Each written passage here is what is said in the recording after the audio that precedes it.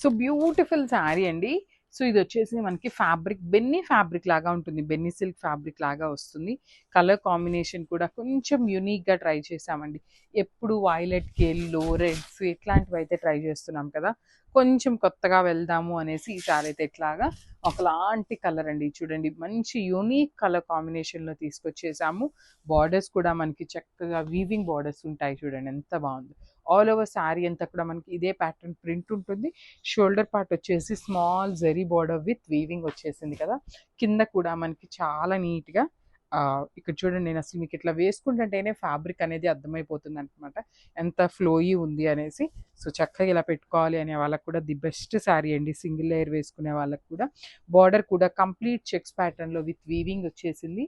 One side small border ఉంటుంది, and other side వచ్చేసి big border ఉంటుంది.